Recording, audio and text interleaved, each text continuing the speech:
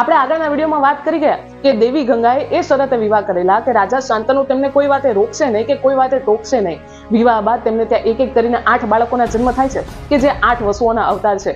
દેવી ગંગા મુક્તિ સ્વરૂપે તે દરેક બાળકને પોતાના જળમાં વહાવતા હતા. પરંતુ 8મા બાળક સમયે રાજા શાંતનુની સહનશીલતાની પરાકાષ્ઠા આવી જાય છે અને તે દેવી ગંગાને કાર્ય કરવાની ના પાડે છે, તેનો વિરોધ કરે છે. ત્યારે દેવી ગંગા રાજાને બધી હકીકત જણાવે છે અને વસુઓના અવતારની વાત કરે છે અને કહે છે કે તે હવે દેવલોક જાય છે અને પોતાની સાથે આ બાળકને પણ પ્રશિક્ષણ માટે લઈ જશે અને જ્યારે યોગ્ય સમય આવશે ત્યારે આ બાળક હસ્તિનાપુર પરત ફરશે આવું વચન આપીને તે ત્યાંથી પ્રયાણ કરે છે. મહાભારતના ઉલ્લેખ અનુસાર 36 વર્ષ બાદ રાજા શાંતનુની મુલાકાત ગંગા તટે એક યુવાન સાથે થાય છે કે જેમના ગુરુ સ્વયં વિષ્ણુ સ્વરૂપા પરશુરામ અને ઋષિ વશિષ્ઠ છે, જે ઇન્દ્રદેવ સમાન શક્તિમાન છે. તેવા રાજા શાંતનુ અને દેવી ગંગાના સુપુત્ર એટલે કે દેવવ્રત, જેને આપણે ભીષ્મ પિતામહના નામે જાણીએ છીએ, તેમને મળતા વેત રાજા શાંતનુનો હરખનો પાર નથી રહેતો અને તે તેમને ભાવિ સમ્રાટ, ભાવિ મહારાજ એટલે કે યુવરાજની ઉપાધિથી શોભાયમાન કરે છે. પરંતુ મિત્રો, અહીં પ્રશ્ન એ છે કે જે વ્યક્તિનું મૂળ નામ દેવવ્રત છે, આ સમગ્ર સંસાર કેમ તેમને ભીષ્મ પિતામહના નામે જાણે છે?